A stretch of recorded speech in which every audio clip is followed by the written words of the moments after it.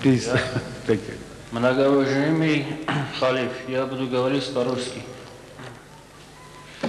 У меня вопрос такой.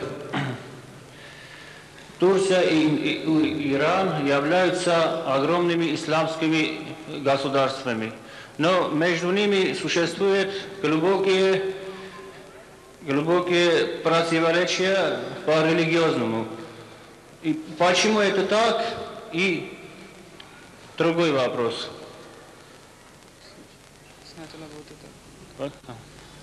Assalamu alaikum.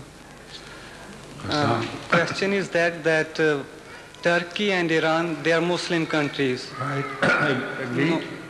But they are acting against each other. Why? As a religious point.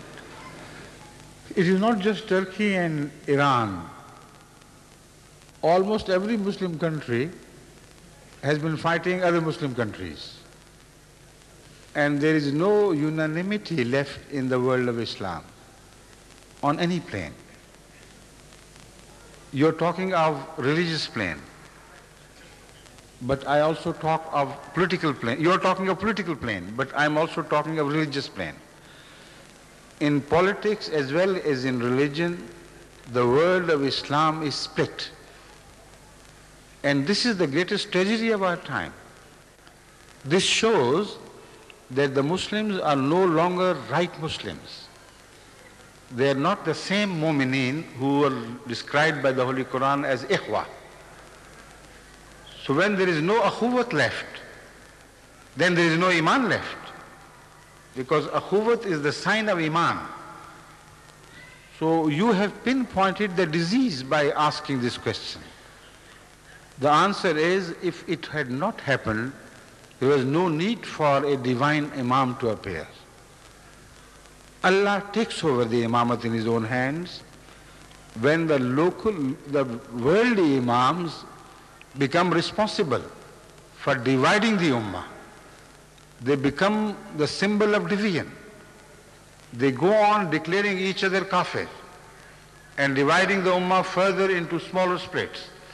When this happens, then accept for the fact that God sends an imam appointed by Him Himself, the ummah can never be united again. But it is not united immediately. The imam comes to unite them, but gradually and slowly, like a drop of curd, turns the whole tank full of milk into curd.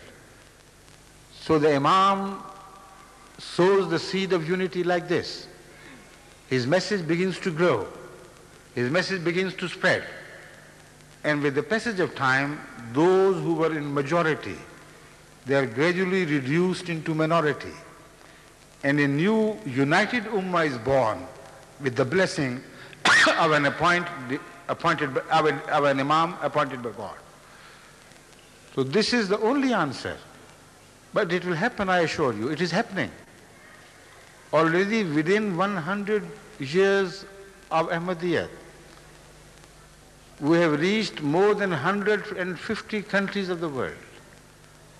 And people belonging to all these different nations, different colors, different regions of the world, have got truly united into one Muslim ummah. You do not have to go elsewhere. Here in Germany, at this moment, you can see Ahmadis from Senegal, Ahmadis from Germany, Ahmadis from Syria, Ahmadis from Palestine, Ahmadis from all over the world, from west and east, united into one single ummah. We cannot see colors. This is the meaning, the best meaning of color blindness. We have become blind to color in the sense that when we meet each other, we do not see at the skin and the color of the skin. We just look at the beautiful souls every Ahmadi carries. And we belong to Hazrat Muhammad Rasulullah Sallallahu Alaihi Wasallam. And in his leadership, we find the unity of Islam. It has already happened. It is happening very fast now, everywhere. So when the Turkish people open their doors to Ahmadiyyat, they remove the artificial barriers they have created against Ahmadiyyat. then you will begin to see the same miracle begin to happen in Turkey. But even without it, the Turkish people who are coming to Europe, they are now turning to Ahmadiyyat with the grace of Allah, and inshallah they will carry the message of Ahmadiyyat back to Turkey. The Iranian people who go out of their country and reach Europe and other countries of the world, they are now becoming Ahmadi Muslims.